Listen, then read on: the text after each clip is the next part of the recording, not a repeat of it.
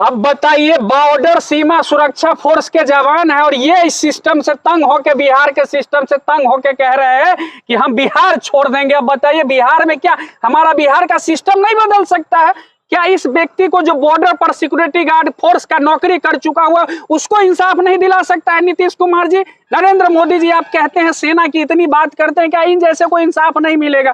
ये सीमा पर सुरक्षा फोर्स के जवान थे, इनकी पत्नी कैंसर पीड़ित है। बताइए, अब इन जैसे लोगों को इंसाफ नहीं मिलेगा तो क्या बिहार में किसको इंसाफ मिलेगा? इंसाफ मिलेगा जो कह रहे हैं बिहार राज्य छोड़ के हम भाग जाएंगे? मिलेगा हमको। अगर नीतीश सरकार जी हमको, मुख्यमंत्री हमारे राज्य के हैं, अगर वो चाहेंगे सात्विक न्यायिक जांच के लिए तो ऊंचे स्तर के जांच करेंगे। और हम डबल इंजन के सरकार मोदी जी से भी कह रहे हैं, क्या है कि हम केंद्र के हैं, केंद्र से भी रिक्वेस्ट कर रहे हैं कि केंद्र भी जांच करे, अगर हम दोषी पाए तो हमको सजा दे, नहीं निर्दोष है तो इंसाफ होना चाहिए। हम मोदी जी से ये रिक्वेस्ट कर रहे हैं। अभी चाचा की आंख के आंसू को देखकर आप अंदाजा लगा सकते हैं कि चाचा रो नहीं रहे, इनकी दिल की आत्मा यहाँ पे पड़े हुए थे। हम लोग भी गुजर रहे थे तो देखे चाचा किस ढंग से रो रहे हैं, किसी और के लिए नहीं रो रहे हैं, ये अपनी संपत्ति सिर्फ हासिल करने के लिए रो रहे हैं। अब बताइए, हम किस बिहार में रहते हैं जो अपनी संपत्ति लेने के लिए चाचा को लड़ना पड़ रहा है? कैंसर पीड़ित पत्नी है, उनको इलाज करने के लिए लड़ना पड़ रहा है।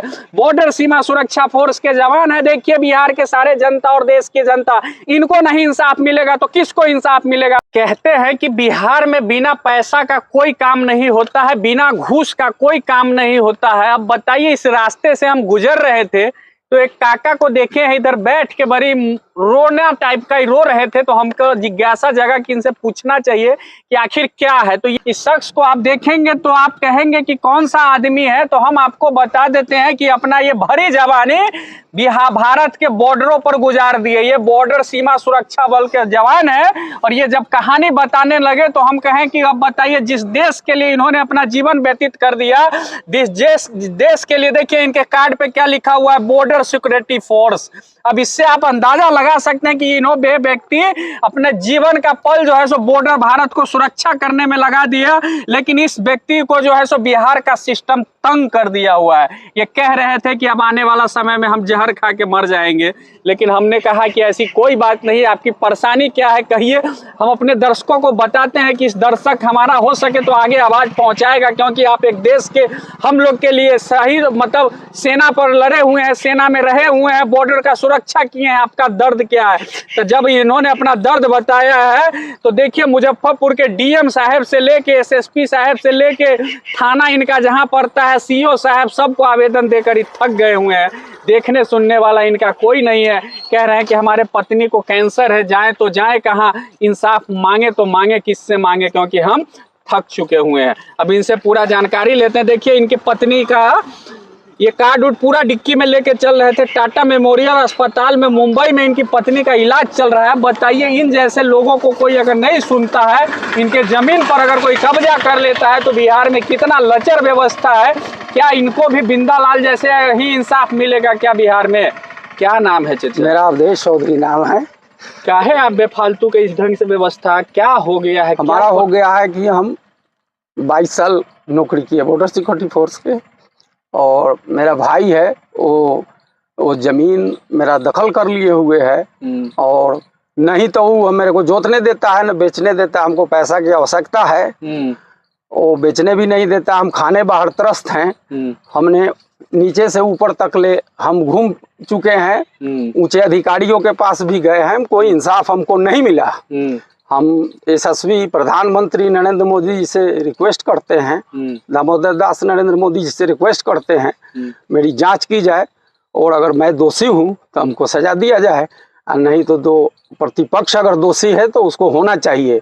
हमारी दाखिल खारिज रिजेक्ट, पैसा न देने के कारण सीओ साहब ने रिजेक्ट कर दिया सरैया से, और हमने डीसीएलआर साहब से अपील किया। अपील कर करके हम थक चुके हैं। वहाँ भी 3 साल हम लड़े हैं, 3 साल गए हैं, प्रतिपक्ष न गया है, न आया है, न हाजिरी दी है, न फार्म दिया है, न वकील रखा है, न अपना पक्ष रखा है। 3 साल के बाद हमको without sufficient cause rejected by considered and rejected, मेरे केस को रिजेक्ट किया गया है। इसका इंसाफ मुझे चाहिए।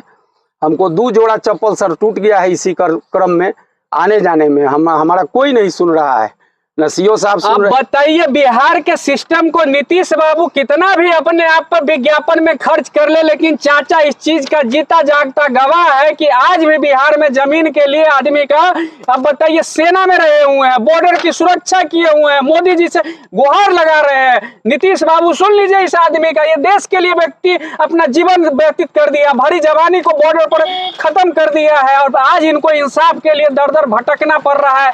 सीओ साहब से लेकर डीएम साहब तक इन्होंने आवेदन दे रखा है, लेकिन सुनने वाला कोई नहीं है। क्या बिहार में ऐसे ही जमीन का मामला खत्म होगा? आप बताइए तो। आप कहते हैं जमीन का सर्वे करवा लीजिए या कुछ करवा लीजिए, लेकिन इन जैसे लोगों को कैसे इंसाफ मिलेगा? आप कह रहे हैं कि दाखिल खारिज के लिए अगर हमने पैसा नहीं दिया तो सीओ साहब ने हमारा दाखिल खारिज रिजेक्ट कर दिया। इसकी जांच होनी चाहिए कि क्या बिना पैसा का बिहार में दाखिल खारिज नहीं होता है क्या? तो आपकी पत्नी का इलाज चल रहा है? कैंसर है। आपकी पत्नी को कैंसर है? कैंसर है, 2 साल से। 2 साल से कैंसर है।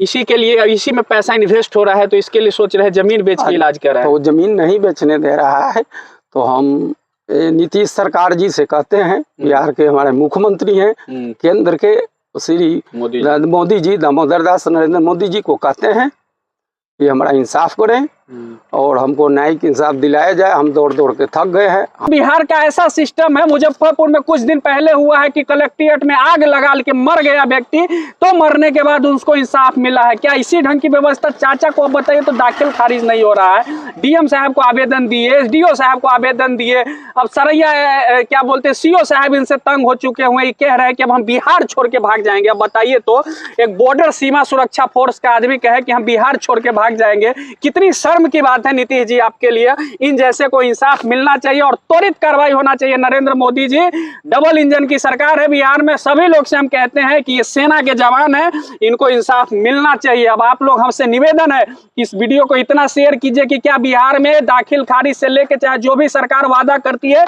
बिना पैसा का कोई काम नहीं होता है। इसका जीता जागता उदाहरण ये बॉर्डर सीमा सुरक्षा के फोर्स है।